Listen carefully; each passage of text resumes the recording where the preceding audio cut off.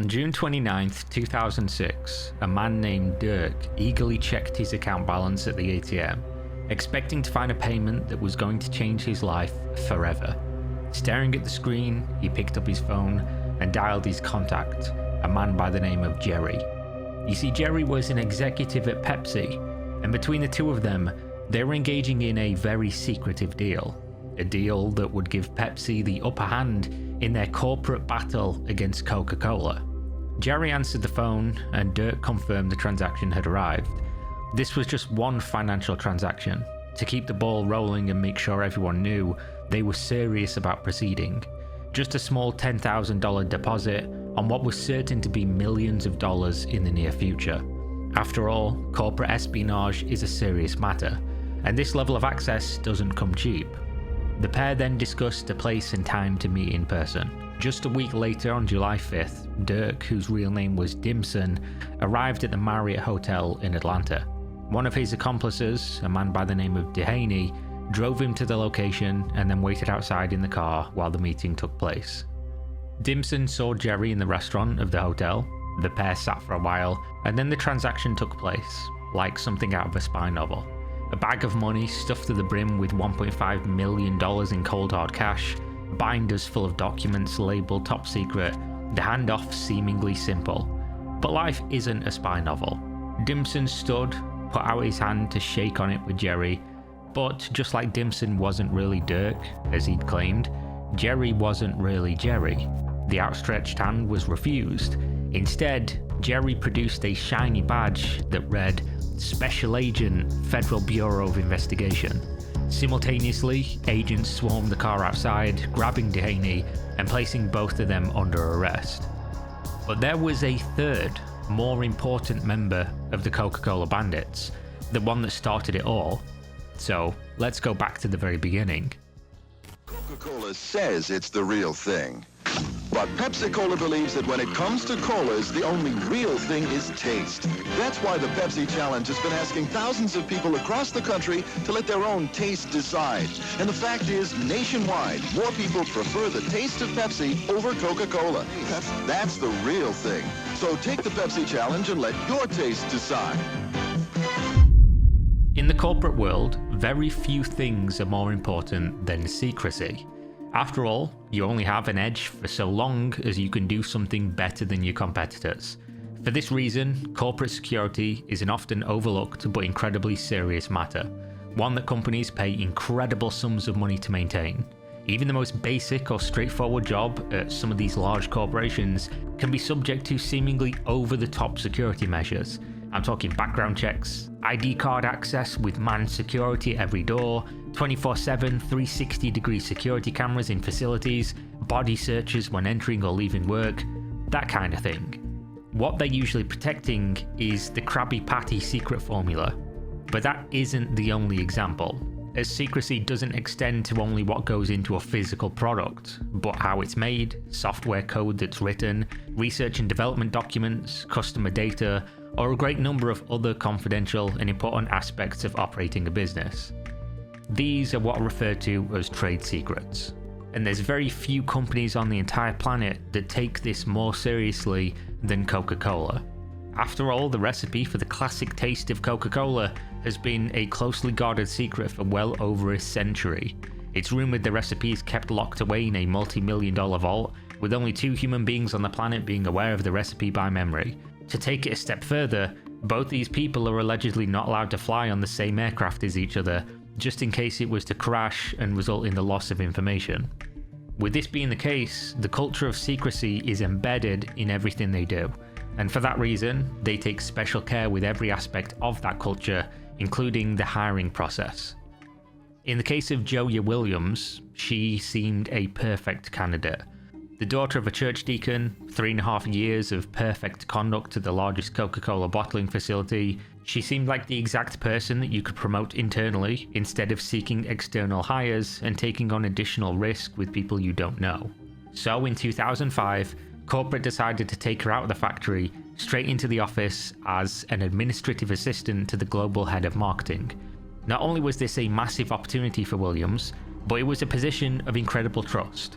As an assistant to such a large figure, She would be handling sensitive documents, internal communications, products, plans, and details of all aspects of Coca-Cola's future as a matter of daily responsibility.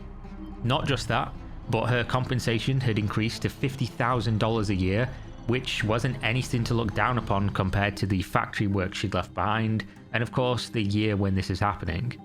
But not everything was sunshine and rainbows, because it rarely is. For Williams, you see, she wasn't satisfied. This feeling ate away at her day after day, but there was nothing she could really do about it. She obviously wasn't just going to leave this cushy new job that had a very high ceiling for growth. She did have ideas though, what she could do. And in November of 2005, just after a year after her new amazing promotion, Williams was at a Thanksgiving dinner with her family, where she was then introduced to Edmund Dehaney, an ex-convict who just returned to civilized society. The two discussed something very private and then agreed to meet another time at her apartment to discuss it further. What they discussed was the possession and potential sale of secret documents from Coca-Cola, which she'd accessed through her job. Dehaney, of course, knew absolutely nothing about this, or what he could do. But Dehaney was interested because he was a father of 3 struggling to find work. After all, it sounded like a big opportunity and not something that you'd see every single day of the week. Especially when Williams explained she had access to USB sticks that surely somebody would pay top dollar to possess. The only problem, at least in her mind, was that she'd signed a non-disclosure agreement, which is where Dehaney would come in, acting as a middleman for the transactions. But Dehaney knew he wasn't that guy, he had no experience in this. Despite his willingness to be involved, the next few months saw little to no progress. Williams was desperate. She would call him almost weekly to check in. Have you figured it out yet? Do you know what we're going to do yet? And eventually Dehaney did come up with a plan. You see, being in prison, you meet people. Some people have experience with many different kinds of things in life, generally crime. And Dehaney knew just the guy for this particular crime. A white-collar criminal who was arrested on embezzlement charges by the name of Ibrahim Dimson. In February 2005, Dehaney called Dimson and explained the situation. Being the more business-minded of the two, Dimson recognized this opportunity immediately and wasted no time getting involved. On the 4th of April 2006, Dehaney picked Dimson up at the Atlanta airport and took him right to Williams for their very first in-person meeting between the Coca-Cola bandits. Williams convinced the pair that this was just another day in corporate America, that it happened all the time, and that Pepsi would be more than happy to pay for a competitive advantage over their rivals. After all, they'd been locked in this rivalry for years. The trio totally agreed to this, and started making more concrete plans of how to proceed. The first step was to procure official Coca-Cola stationery, such as envelopes, which Williams had easy access to. The next step was to write a letter addressed to a high-ranking Pepsi employee by the name of Antonio J. Lucio. The reason they needed the official Coca-Cola envelope was to make sure it was taken seriously by the recipient. The official envelope and paper would show, yes, this is somebody inside Coca-Cola and not just some random crazy person sending a letter. They put pen to paper and this is what they said. Dear Pepsi, I have information that's all classified and extremely confidential, that only a handful of the top execs at my company have seen. I can even provide actual products and packaging of certain products that no eye has seen outside of maybe 5 top execs. I'm looking to deliver to the highest bidder. This exclusive offer is only available for 2 weeks. You can reach me at redacted number, signed Dirk. The level of brazen confidence to not only write this letter, but then send it, is almost commendable. In their mind, this was a totally reasonable and intelligent play. But then again, Williams also thought the only issue with committing corporate espionage was her having signed a non-disclosure agreement, which would be a civil matter, and not the criminal actions they were about to engage in. So they didn't really seem to understand that there was any legal severity at all. Weeks went by with nothing happening.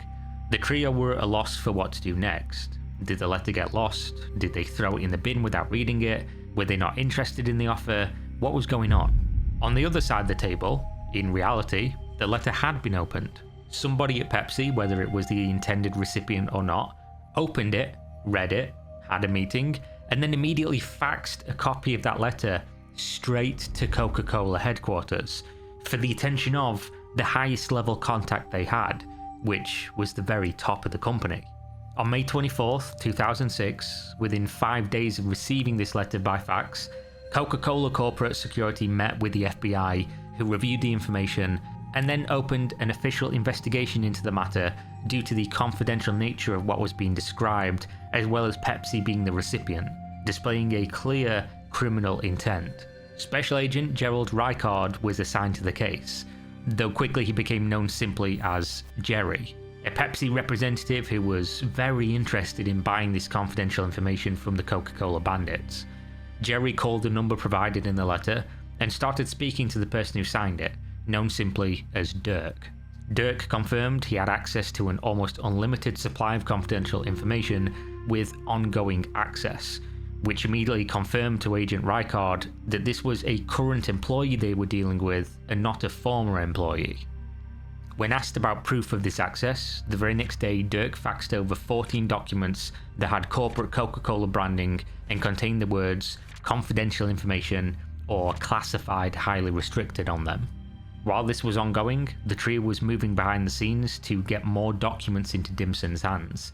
Williams and Dehaney lived close by to each other in Atlanta, but Dimson was all the way over in New York, and since he was posing as Dirk, he was the one who needed access to the documents in person as the middleman for the transactions.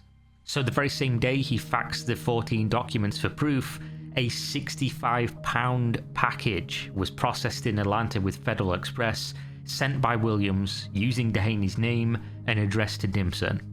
As the negotiations progressed, with Jerry and Dirk having multiple phone conversations on May 30th, details were further disclosed. Payments were also demanded. An initial goodwill payment of $100,000 would need to be made into Dimson's Bank of America account, which he provided freely. This, he said, was to show Pepsi was serious about buying the information and not just messing him around. He was already getting frustrated that the process was moving too slowly for his liking, and that he could sell the documents to someone else if they were going to waste his time. When the payment wasn't sent, he lowered the price very quickly to just $9,000 and sent one single-page fax as a kind of teaser for the sort of information he had access to. To keep him on the hook, he did receive $5,000 from the FBI, which he of course thought was Pepsi, but that's all he would be getting for now. They continued back and forths with phone calls, more teasing documents, until the FBI and, more importantly, Coca-Cola were finally ready. On June 15th, Agent Reichard contacted Dimson and told him everything was ready. They had the money they'd discussed. A $30,000 upfront payment for a special vial of product that was marked super top secret at the Coca-Cola headquarters. A vial of product that Williams had stolen and then sent to Dimson. Jerry and Dirk met at the Atlanta International Airport on June 16th, where Jerry, of course Agent Reichard, could be seen wandering around holding a box of Girl Scout cookies, and Dimson with an Armani Exchange duffel bag full of papers and a vial of liquid. The two exchanged their odd packages in the middle of the airport and went their separate ways. Agent Reichard back to the FBI, and Dimson to Dehaney's home in Decatur, Georgia. Little did the Coca-Cola bandits know, earlier that very same morning, a judge had signed a wiretap on Dimson's cell phone. This led to recorded conversations and voicemails between the trio on the very same day that their top secret spy lifestyle had started to pay dividends. But as he would have guessed, not everything was going to plan, because criminals are criminals and inherently untrustworthy. So the split of the $30,000 in cash didn't go exactly to plan. Dimson gave Dehaney an envelope of $8,000 to take back to Williams as her cut, but Dehaney took out $2,000 and put that in his pocket. The other $22,000 Dimson kept himself. But this was the small-time money, because just 6 days later, Jerry was back on the phone with Dirk, clearly very happy with the documents he'd purchased, and unlike previous conversations where Jerry had stalled, he dragged his feet, he'd made slow progress, he was now pushing for an immediate sale. Numbers were then thrown around, 1 million here, 1.25 million there, and after some negotiation, Jerry and Dirk settled on $1.5 million. This would be payment for an agreed upon 20 confidential items that Dimson claimed to have in his possession. But Dimson was still greedy, so to confirm that they were serious, he asked Jerry to wire him $11,000 to his account, a random number he came up with as some kind of criminal booking fee, to reserve the meeting slot, where he would then hand over another duffel bag of documents and receive a duffel bag of $100 bills, totaling $1.5 million. On June 29th, the FBI did wire him $10,000 straight to his Bank of America account, with his full name on display, and then the meeting happened just as described at the start of the video. But little did the Coca-Cola bandits know, the company had also caught onto Williams earlier that month, as they were installing new hidden cameras near her work area on June 12th, where they then observed her searching for documents and putting papers in her bag, which also included the new Coca-Cola product sample that would later be sold to Special Agent Rykard. The three of them were arrested and immediately indicted for conspiracy to commit theft of trade secrets. This was a pretty open and shut case because, as with most crime, it was incredibly sloppy. They gave out real phone numbers, bank accounts with their real names on them, talked openly on the phone to each other, deposited large sums of cash from the initial payouts, was caught on camera stealing the documents and products that were later sold to the FBI, and yet, despite all of this, the judge in the case described the trial as one of the worst he has ever seen, stating, quote, "I can't think of another case in 25 years that there's been so much obstruction of justice." For Dehaney and Dimson, both being convicted criminals already, they took the smart route.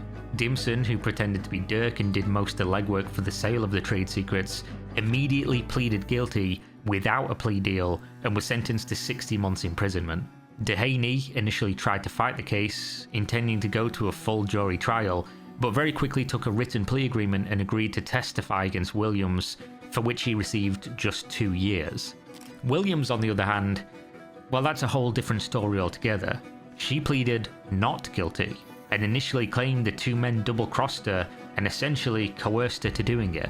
Eventually, due to insurmountable evidence, she was convicted by a jury of her peers. Joya Williams made a tearful plea that lasted several minutes, claiming how sorry she was and begged for leniency in the judge's sentencing. The judge, however, was unconvinced, choosing to deviate from sentencing guidelines, giving her more time in prison than the guideline would suggest, stating that not only did she choose to commit the crimes, but she also then chose to lie about it on the stand. Which kind of makes a tearful apology useless, because if you were really sorry, you'd have said yes I did it, and then just moved on to your punishment. After all, if you're sorry only after you're convicted and lose, are you even really sorry in the first place? Either way, by the end of it all, the three Coca-Cola bandits tried to pull off an incredibly silly and movie plotline crime, something that nobody in their right mind would consider possible.